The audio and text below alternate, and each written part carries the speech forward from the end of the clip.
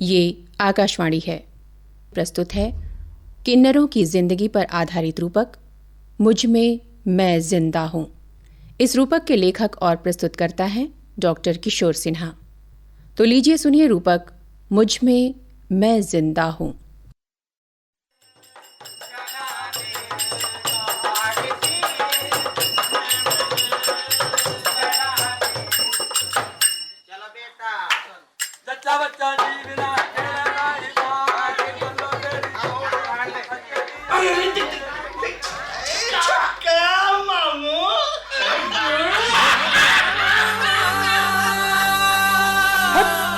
पीटे तेरे घर में माँ बहन नहीं है क्या? मुझे छक्का कह रहा है। अगर तेरे घर कोई हो गया ना इस तरह से तब देखना, मैं देखूंगी।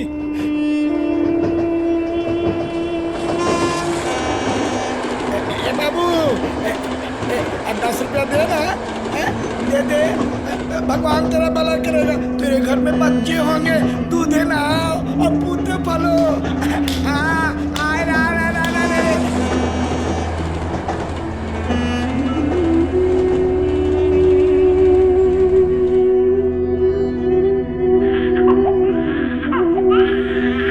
दुनिया जो हमारे समाज के बच्चे पैदा होते हैं, डर के मारे मार डालते हैं, फेंक देते हैं, तो उनसे भी मेरे हाथ जोड़कर निवेदन है, अगर कहीं हमारे जैसा बच्चा पैदा हो तो कृपया हम लोग को सौंप दें। ये तो भगवान की देन है।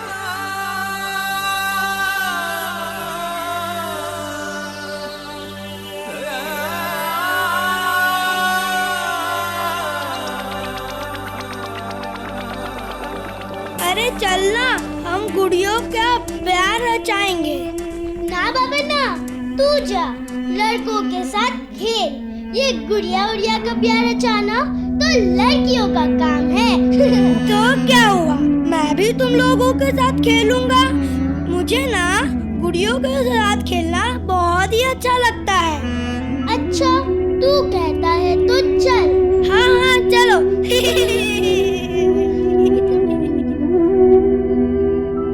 सर पे दुपट्टा लेके बैठना, शर्माना, चलते वक्त कमर में एक लचक लाना, ये एक अलग ही बचपन था। वो जब बचपन हम जी रहे थे तो इस समाज ने भी कुछ उस वक्त ऐसे ताने खींच दिए कि वो बचपन भी छीन गया।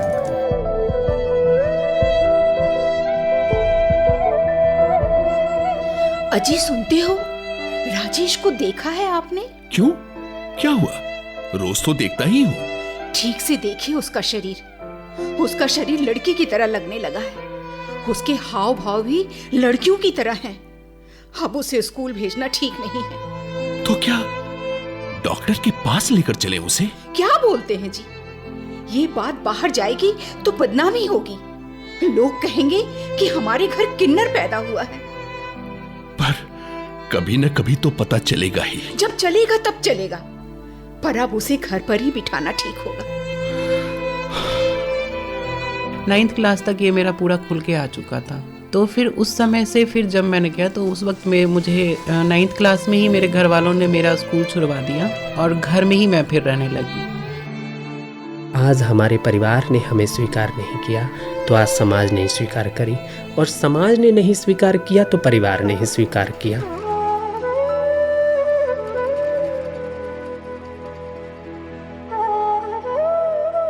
जिनके दर्द का कोई पैमाना नहीं है, जिनकी सुबह जद्दोजहद से शुरू होती है और रात तन्हाई की आवाज से खत्म होती है। समाज के फिक्रों, तानों और उपेक्षा के दंश को झेलती हुई भी ये जिंदगियां मुस्कुराती हैं, रस बरसाती हैं, दुआओं के लिए हाथ खड़े करती हैं, नाचती हैं, गाती हैं, इठलाती हैं, दूसरों की खुशियों में अपनी खुशियां ढूंढती हैं। ले आओ, एक थाली में आटा, कटोरी में चावल, कटोरी में चीनी, अच्छी से साड़ी, सोने की अंगूठी, 25,000 रुपए नगद विदाउट डिस्काउंट।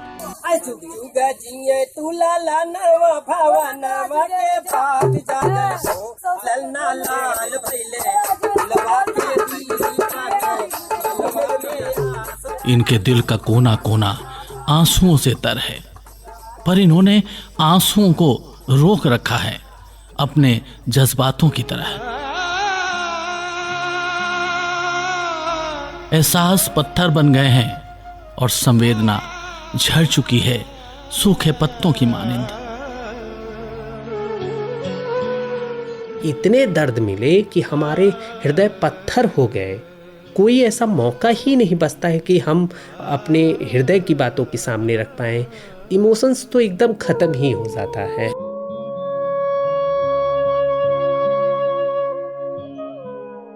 इंसान कुदरत की दुआओं का करिश्मा है, उसके महान फलसफे का असर है। इस असर को और बढ़ाने के लिए कुदरत ने मर्द के साथ औरत को बनाया, लेकिन कुदरत के कौन से अक्षर अधूरे रह गए कि वो कोख चीख उठी, ओ सृष्टि के रचयिता, तूने मेरी झोली में ये क्या डाला? क्योंकि समाज के ताने और समाज की बहुत नीचता की देखने की नजर है ये साड़ी। कुछ अक्षर जीवन के कोरे पन्नों पर गिरते हैं और पेड़ बन जाते हैं, और कुछ अक्षर मासूम देह पर दर्द की स्याही से लिखे जाते हैं, जो ना अपने को मर्द कह सकते हैं ना ही औरत। ये ट्रांसजेंडर पुरुष से महिला की तरफ कहने का अर्थ हुआ कि कुदरती वो पुरुष है, लेकिन जेंडर जो उसका है, जो मानसिक यौन सोच है, वो महिला वाला है। वो यौन क्रिया तो कर सकते हैं लेकिन बच्चा नहीं हो सकता, के अंदर जो है सो गर्भाशय का भाव रहता है।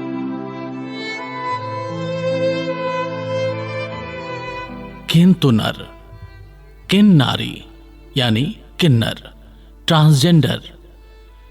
कोई नारी है यदि वो अपने को मर्द की तरह से रखे और कोई मर्द अपने को औरत की तरह से रखे तो वो किन्नर है। आज इसका पर्यायवाची ट्रांसजेंडर शब्द प्रचलित है। इतिहास और पुराणों के साथ साथ महाभारत के आख्यानों में किन्नर का उल्लेख मिलता है। भारवी के ग्रंथ किरातार्जुनीय महाकाव्य सहित वायु पुराण, मत्स्य पुराण और हरिवंश पुराणों में भी किन्नरियों को फूलों पत्तों से श्रृंगार करते हुए बताया गया है, जो गायन और नृत्य में अति दक्ष हैं। पुराणों में इन्हें दैवी गायक कहा गया है। कालिदास के कुमार संभव में भी किन्नरों का उल्लेख मिलता है। महाभारत में तो अर्जुन ने अपने 1 वर्ष के अज्ञातवास में किन्नर बृहनल्ला बनकर विराट की पुत्री उत्तरा को नृत्य और गायन की शिक्षा दी थी। शिखंडी जो भीष्म की मृत्यु का कारण बना, वो भी किन्नर ही था। गुप्त और मौर्य काल में तो राज दरबार में किन्नरों को बाकायदा मनोरंजन के लिए रखा ही जाता था। मुगलों ने तो अपने हरम में बेगमों की सेवा में किन्नरों को ही रख छोड़ा था। इस संबंध में एक सर्वमान्य कथा है। जब राम वनवास के लिए निकले तो इनके साथ दूर तक उनकी प्रजा भी गई। जब आधे दूर पहुंचे तो राम ने कहा कि अब नर नारी वापस लौट जाएं। जब राम वनवास पूरी कर लौटे तो उन्होंने देखा कि कुछ लोग अभी भी वहीं हैं। उन्होंने पूछा कि आप लोग क्यों नहीं लौटे? तो उन्होंने कहा कि प्रभु, आपने तो नर नारी को लौटने के लिए कहा था, पर हम तो न नर हैं न नारी, तो हम क्या हैं? जब बच्चा हो जाता है तो हम उनके खुशी में शामिल होने जाते हैं कि बाबा आपके यहाँ बच्चा हुआ है। उसको मालिक करे कि कोई बलाएं ना आए, उसके ऊपर कोई प्रॉब्लम ना आए, वो हंसते खेलते बड़ा हो जाए और समाज में एक अच्छा इंसान बोल के सामने आए। यही हमारी दुआएं हैं।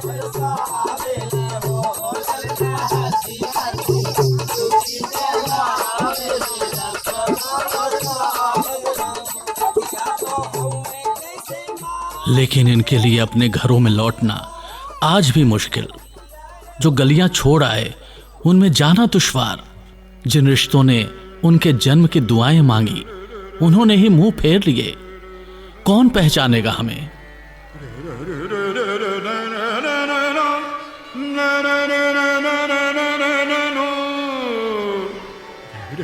वही गुरु लोग थे जो मेरा कदम कदम पे मुझे नोच रहे थे कि आपको अगर पढ़ाई करनी है तो बेटा अब हम शाम को हमारा, जब आप बार में जाके लोगों का दिल बहला सकती हो तो ऑफ पीरियड में हमारा दिल क्यों नहीं बहला सकती हो? हम भी पैसे देंगे। तो जिस प्रोफेसर को मैं गुरु मानती थी वो जब मेरे शरीर का मज़ा ले रहा था तब मेरे पे ऐसी चीज़ें थी कि क्या मैं गलत हूँ?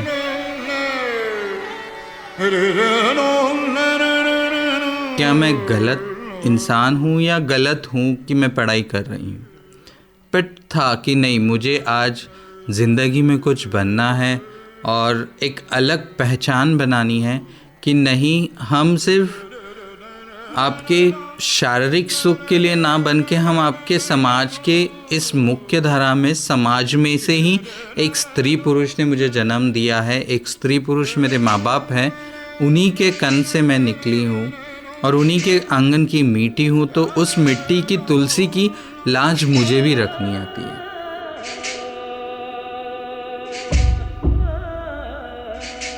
मैं दुआओं में लिखी गई हूँ और मिटाई गई हूँ उलहनों से, तानों से, गालियों से।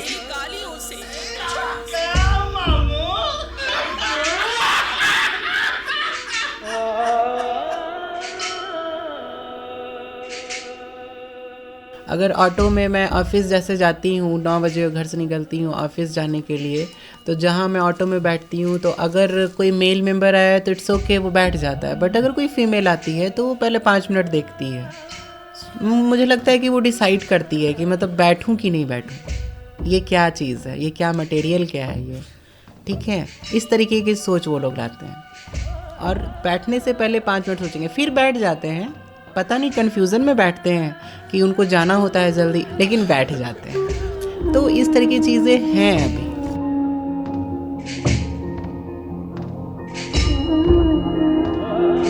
मैं हर जन्म में पीड़ा के पन्नों पर हंसी के हस्ताक्षर करती रही और चुकाती रही किस्मत का कर्ज।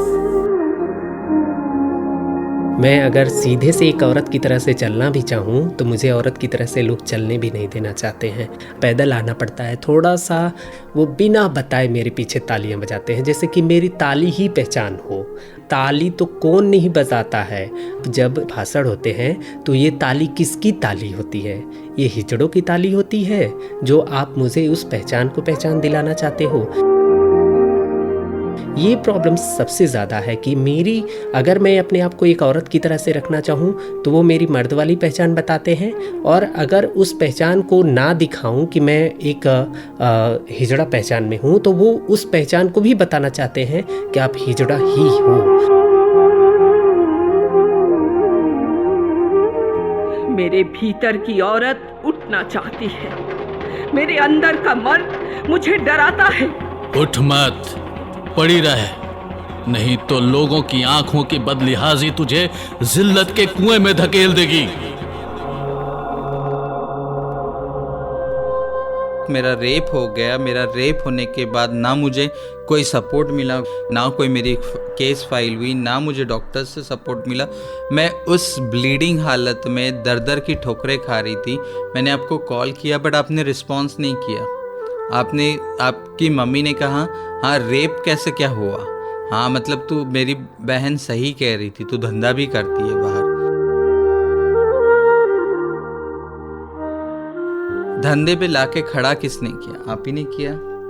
तो अब वापस अगर मेरी ज़िंदगी में आप आओगे और वापस कोई आके आपको कुछ बोल देगा तो आप वापस मेरे लाइफ से वापस निकल जाओगे, और फिर वापस मैं डिप्रेशन में आके वापस वहीं चौराहे पे जाके खड़ी नहीं रहना चाहती। जो हो चुका है वो हो चुका है, अब मेरे लाइफ में कोई जगह नहीं।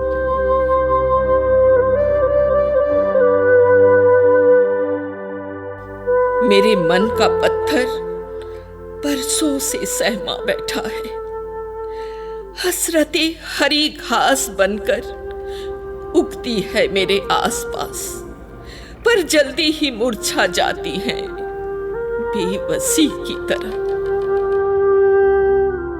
मैं अपने माता पिता से HIV पॉजिटिव नहीं हुई हूँ। 2012 में जब मेरे बॉयफ्रेंड ने मेरा हाथ छोड़ा और उसके बाद वापस मुझे उसी सेक्स के वहाँ पे आके खड़े रहना पड़ा, और उस वक्त इसी जालिम दुनिया में से कुछ 14 लोगों ने जब मुझ पर रेप हुआ, उसमें से कुछ पॉजिटिव थे और उन्होंने मुझे पॉजिटिव किया।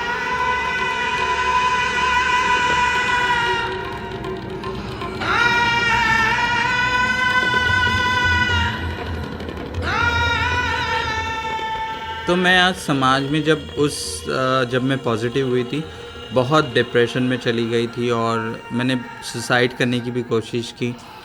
एजुकेशन रहते हुए भी, सब कुछ रहते हुए भी, ये आज मैं पहले जॉब नहीं था, उसके ऊपर से अब ये और एक बीमारी, जिससे कि अब मैं कमाऊंगी क्या और खाऊंगी क्या।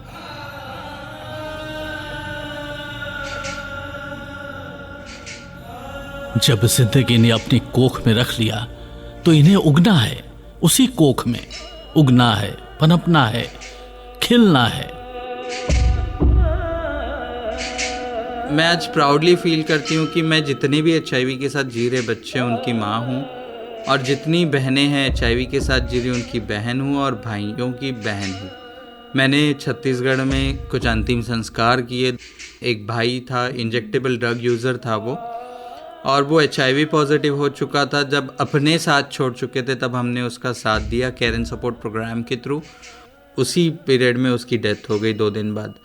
तो उसका लावारिस बोल के वो एडमिट हुआ था, बट जब उसकी डेड बॉडी लेने जब मैं पहुंची तो पूछा कि जब हॉस्पिटल के जो डेन थे, सिविल सर्जन थे, आप बहन बोल के आइडेंटिफाई करके इसकी बॉडी लेके जा रही हो, बट क्यों कर रही हो, ये तो HIV पॉजिटिव है। मैंने कहा क्या HIV पॉजिटिव होना इतनी बड़ी गलती है?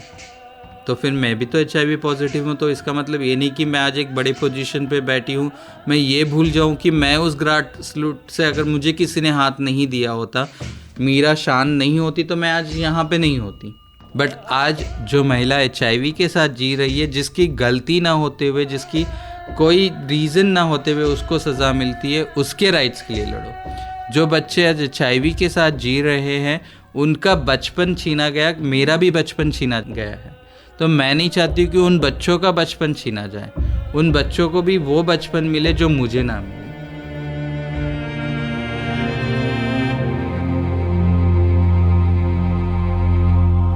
उसके अंदर की औरत को ही तय करना है कि उसे कैसे रहना है, ये उसका हक है। अंदर की औरत कहती है, बस मैंने समाज के सामने इतनी जुर्रत की है कि अपने किसी जख्म को अपने सपनों पर कभी हावी नहीं होने दिया। मेरी पहचान मेरी है, आपके भाई की पहचान आपकी तरह से है, या आपकी बहन की पहचान आपकी तरह से है, कभी नहीं। तो मेरी पहचान कैसे मेरे भाई और बहनों और मेरी माँ और मेरे फादर की तरह से हो सकती है? ये मेरी ज़िंदगी की पहचान है कि मैं जो हूँ वो मैं चाहती हूँ, उसको भगवान ने उस शक्ल में नहीं दिया, तो मेरी गलती नहीं है। जो टीम है मेरी, वो टीम नहीं है, मेरी फैमिली है, क्योंकि मैं हमेशा उनको मेरी फैमिली, मेरे शरीर का एक अंग मानते आई हूँ। क्योंकि मेरे पास स्त्री और पुरुष दोनों काम कर रहे हैं, और मेरे अंदर एक स्त्री का भी दिल है और एक पुरुष का भी दिल है। और मैं ये मानती हूँ कि जब मैं 100% a man can be a perfect, 100% women can be a perfect, तो मैं तो 200% परफेक्ट हूँ। मैं उनके फीलिंग्स को समझती हूँ, उनके सिचुएशंस को समझती हूँ, उनके हर एक प्रॉब्लम्स और इश्यूज़ को सामने लाते हुए, हर एक चीज़ों को मैं समझते हुए, मैं उनके साथ, उन्हीं के साँचे में ढल के, उन्हीं के स्टाइल में काम करती हूँ। ये नहीं कि मैं अपनी चीज़ें उन पे थोपती हूँ, नहीं।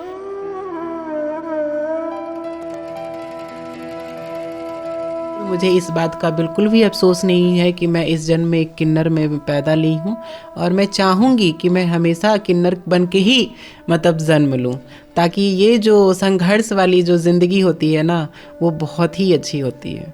ऐसे तो नॉर्मल सब लोग कमाते हैं, खाते हैं, घूमते हैं, अपने तक ही रह जाते हैं। आजकल के टाइम में किसी के पास नहीं है दूसरों के लिए सोचने के लिए। लेकिन आज के डेट में जब हम लोग काम कर रहे हैं तो आम जनता को भी देख रहे हैं, वो सारे दुखी हैं, कोई सुखी नहीं है। तो इससे अच्छा है ना कि मैं हूँ, मैं फ्री हूँ, कम से कम मैं समाज के लिए सोच रही हूँ, समाज के लिए काम कर रही हूँ, उनका दर्द बांट रही हूँ।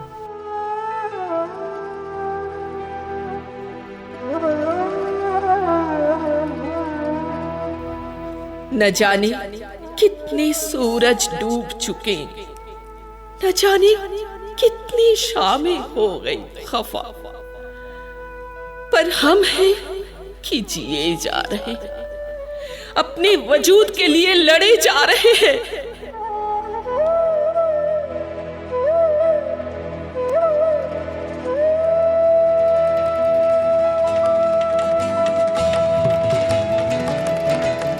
ना मुझे कोई लॉ चाहिए, ना मुझे कोई कॉन्स्टिट्यूशन चाहिए, ना मुझे कोई चाहिए कि मैं अपने आइडेंटिफिकेशन को छुपाऊं। सैलरी अकाउंट ओपन हुआ मेरा और उसमें एक कॉलम था कि थर्ड जेंडर टी लिखा हुआ था, तो मैंने उसके ऊपर टिक कर दिया।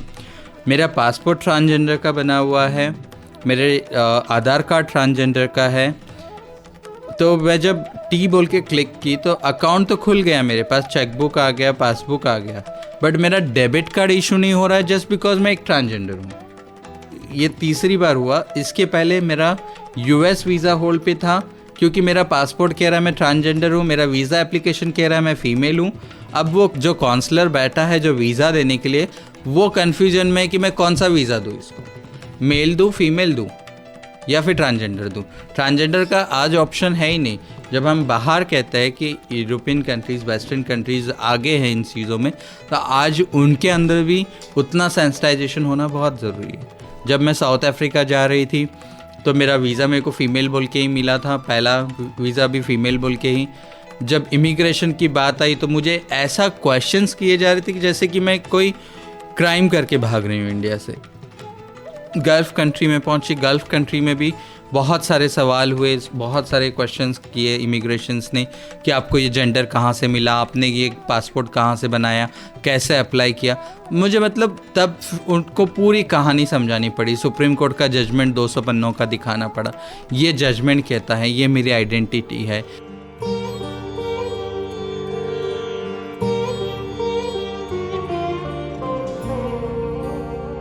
ट्रांसजेंडर बिल में जो 2016 में आया है, 2014 के बिल में तो जो प्राइवेट बिल टी शिवाजी का था उसमें तो ऑलरेडी रिजर्वेशन की बात थी, लेकिन 2016 उसमें कहीं भी इसका नामो निशान नहीं रहा है। जबकि डिसेबिलिटी बिल में बिल के साथ में ही 4% रिजर्वेशन की बात हुई। अभी सरकार से लगातार बातें हो रही हैं कि हमें आरक्षण मिलना चाहिए, हमें आरक्षण मिल जाएगा तो हमारी ज़िंदगी मुफीद हो जाएगी और हमारी ज़िंदगी और पहचान की लड़ाई थोड़ी थम जाएगी, क्योंकि जीविकापार्जन के साधन के साथ ही हमारी पहचान के साधन भी जुड़ जाएगी, जो कि पुरानी जो सांस्कृतिक पहचान है जिसके साथ हमारी जीविका अभी भी जिंदा है, उसको हम जीवित रखते हुए एक आदर्शवादी पहचान की तरफ बढ़ेंगे। ये हमारे लिए आज़ादी का बहुत ही बड़ा कदम होगा कि हमें आरक्षण मिलेगा।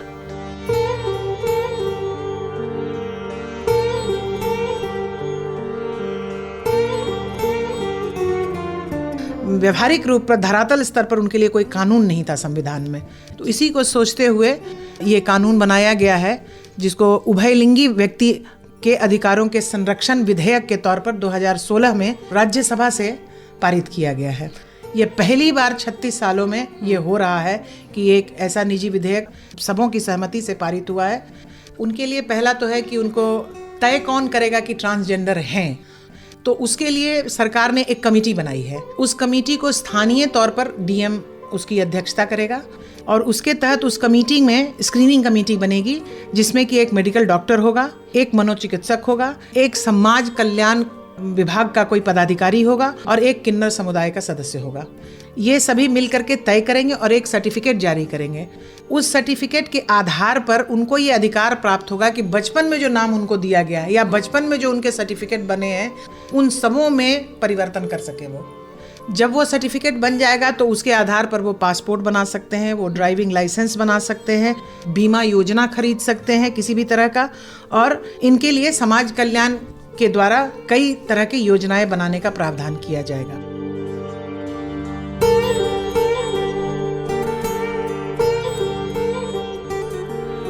इनकी जिंदगी चीखों से भरी सलीब है, इनकी खुद की ही छाती पर ठुकी हुई। इनके लिए इनकी हर कहानी जैसे खुद को ढूंढने की कोशिश है, हर सिसकी अपने आप को सुनने की आदत, हर रंग अपने वजूद को तलाशने का जरिया।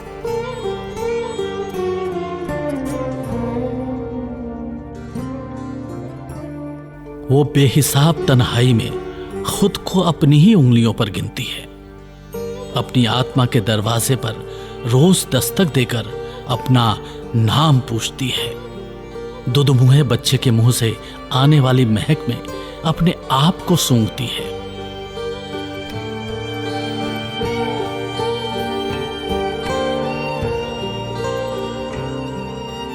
मेरे पैरों के नीचे मेरी परछाई भी नहीं, कोई नहीं जिसके कंधों पर सर टिकाऊं और खूब रोऊं। पर कैसे रोऊं? आंसू अब आते नहीं, पत्थर हो गए हैं।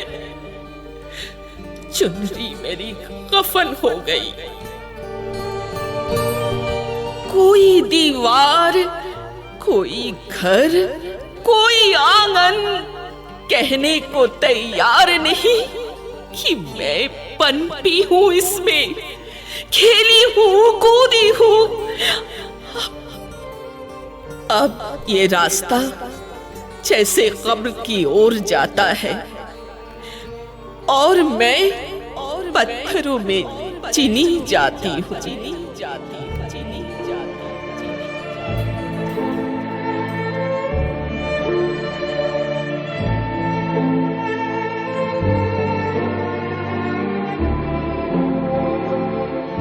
अब भी मेरे आँखों में आंसू झलक जाते हैं जब याद करती हूँ मैं गुजरा पल, वो गली में लड़कों का ताना कसना, मौका मिलते तो मुझ पे जोर ज़बरदस्ती करना। मैं शायद उनके लिए वो वस्तु थी। कैसे भूल कि उस रात जब घर के दरवाजे हो गए मेरे लिए बंद, रेलवे परिसर में रात बिताई। आखिर जीना तो था, पेट अपना पालना तो था। सब दरवाजे बंद हुए तो क्या हुआ? मैं एक अर्धी नारी हो कर भी दुनिया में नाम कमा लूँगी। बस वजह दूसरी है। पहले मेरे को पागल करार देते हैं, अब शर्म के मारे वो खुद मेरे से आँख नहीं मिला पाते। ये पछीड़ती हैं अपने दर्द को दिन रात। अपने प्यार के लिए लड़ती हूँ, पति के प्यार, घर के प्यार, माँ के प्यार, बाप के प्यार। सुखाती हैं अनकहे लम्हों को वक्त की परछाई में। उनको मैं समझा सकूं कि मेरे को जन्म देने वाली एक स्त्री और एक पुरुष है, और मैं भी एक किन्नर हूँ और मैं अपना अस्तित्व जिंदा रखना चाहती हूँ। थपकती हैं खुद को खुद के ही तसल्ली भरे हाथों से कि मुझ में मैं जिंदा हूं, मुझ में मैं जिंदा हूं।